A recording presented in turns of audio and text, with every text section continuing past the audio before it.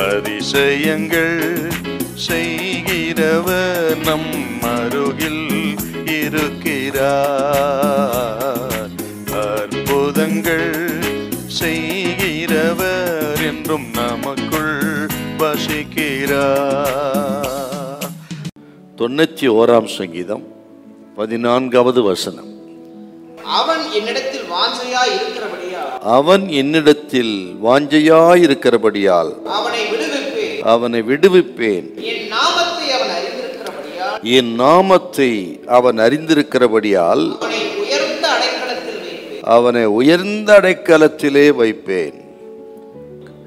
இந்த சங்கீதத்துடைய கருப்பொருளே பாதுகாப்புங்கிறது தாங்க. அவருடைய பிள்ளைகளுக்கு அநேக ஆபத்துகள் இருக்கிறது. நீங்கள் 3வது வசனத்தில் வேடனுடைய கன்னி என்று பார்க்கிறோம்.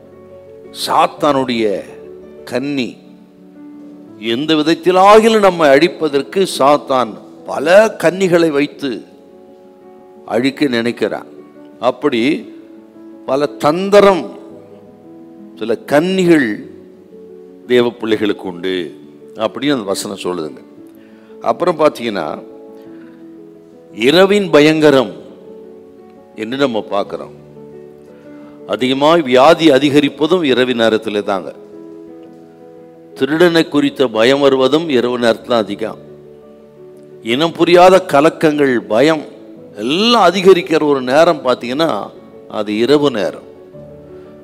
கெட்ட சொப்பனங்கள், திருடர்கள் கண்ணமிட்டு திருடுவது எல்லாம் இரவில் தான் அதிகம் நடக்கும். அப்படி இரவின் பயங்கரம் அது ஒரு ஆபத்து நமக்கு.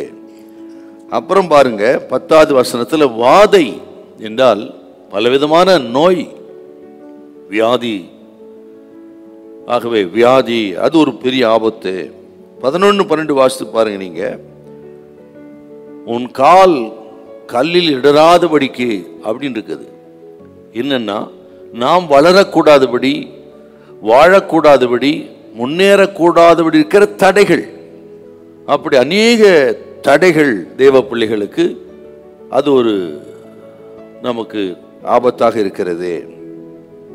அப்புறம் 13வது வசனம் பாருங்க. நீங்க பாலசிங்கமும் வலு சர்ப்பம் என்று சொன்னால் பில்லி சூனிய கட்டுகள், மந்திரவாதங்கள், இதை குறிக்கிற வார்த்தைங்க. இப்படி அநேக ஆபத்துகள் தேவ பிள்ளைகள் இருக்கிறது.